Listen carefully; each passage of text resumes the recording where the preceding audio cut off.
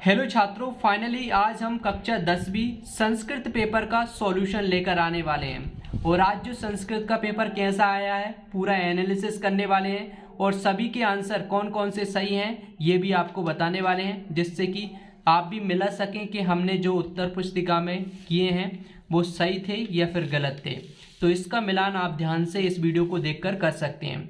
तो चलिए वीडियो को शुरू करते हैं, लेकिन इससे पहले आपसे एक छोटी सी रिक्वेस्ट है, अगर आपने अभी तक इस वीडियो को लाइक नहीं किया है तो लाइक अवश्य कर देना, और चैनल को सब्सक्राइब नहीं किया है तो चैनल को सब्सक्राइब भी कर देना, जिससे हर वीडियो का नोटिफिकेशन आपको मिलता रहे।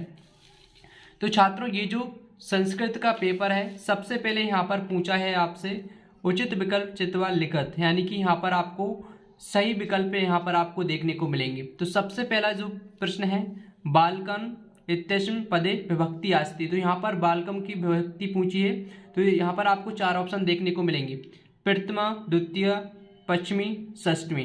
तो इसका जो सही आंसर है वो है द्वितीय। तो अगर आपने द्वितीय सही किया है तो यहाँ पर आपका 1 नंबर पक्का हो जाता है। इसके बाद में दूसरा है धन्वा इत्यस्मिन् पदे वचनम अस्ति। तो यहाँ पर भी आपको 4 ऑप्शन देखने को मिलेंगे, एक वचनम, द्विवचनम, बहुवचनम, अन्य वचनम। तो यहाँ पर इसका सही आंसर कौन सा है? सही आंसर है दोस्तों अवाला, एक वचनम। अगर आपने एक वचनम किया है तो 1 नंबर और आपका पक्का हो जाता है। और आप साथ में अच्छे से देखते चलिएगा आपने उत्तर पुस्तिका में क्या लिखा है, और साथ में जैसे कि आप अनुमानित नंबर भी जोड़ सकें। और इसके बाद में तीसरा है नदी नाम इत्यस्मिन् पदे विभक्ति अस्ति। तो यहाँ पर नदी नाम की विभक्ति पूछी है, इसमें कौन सी विभक्ति है? चतुर्थी या पश्चिमी या षष्ठी या फिर सप्तमी। तो यहाँ पर इसका सही आंसर क्या होगा? इसका आंसर होगा सवाला, षष्ठमी विभक्ति है नदी नाम में। अगर यहाँ पर ये आपने किया है तो आपका बिल्कुल सही है। इसके बाद में है चौथा विकल्प देख लेते हैं, तस्मिन् इत्यस्मिन् पदे वचनम अस्ति। तो यहाँ पर ये जो 4 ऑप्शन आपको देखने को मिलेंगे, एक वचनम, द्विवचनम, बहुवचनम, अन्य वचनम। तो यहाँ पर इसमें से सही आंसर क्या है ये आपको हमें कमेंट बॉक्स में बताना है, आप क्या करके आए हैं। और इसका सही आंसर हम खोजकर वेबसाइट पर अपलोड किए कर देंगे, और जिससे कि आपको पता चल सके। और इसके बाद में है 5वां वाला, अस्माभिः सर्वदा सत्य वक्तव्यम् इत्यस्मिन् वाक्ये अव्ययम् अस्ति। तो यहाँ पर अव्ययम् पूछा है, तो यहाँ पर भी आपको 4 ऑप्शन देखने को मिलेंगे, अस्माभिः सर्वदा सत्यम और वक्तव्यम्। तो यहाँ पर इसका 4 ऑप्शन में से इसका जो सही आंसर है वो है सत्यम। छात्रों, इसके बाद में 6वां सही विकल्प है अधोलिखितेषु शब्देषु अव्ययपदम नास्ति। तो यहाँ पर 4 ऑप्शन आपको देखने को मिलेंगे, तत्र, सर्वत्र, रमा, सदा। तो यहाँ पर इसका सही आंसर होगा रमा। यहाँ पर अगर आपने रमा किया है तो यहाँ पर आपका सही आंसर हो जाता है। इसके बाद में देख लेते हैं प्रश्न क्रमांक दूसरा, जिसमें आपसे रिक्त स्थान पूछे गए हैं। तो पहला जो रिक्त स्थान है वो है श्वेता अश्व धाप्ति इत्यस्मिन् वाक्ये विशेषण पद अस्ति। तो यहाँ पर जो पहला प्रश्न है आपका, इसमें कौन सा भराएगा? इसमें भराएगा श्वेता। अगर आपने ये किया है तो यहाँ पर इसका आपका सही आंसर हो जाता है। इसके बाद में है दूसरा, जननी तुल्य वात्सला इत्यस्मिन् वाक्ये विशेष पद अस्ति। तो यहाँ पर इसका जो सेकंड वाला है इसमें आपको जननी भरना है।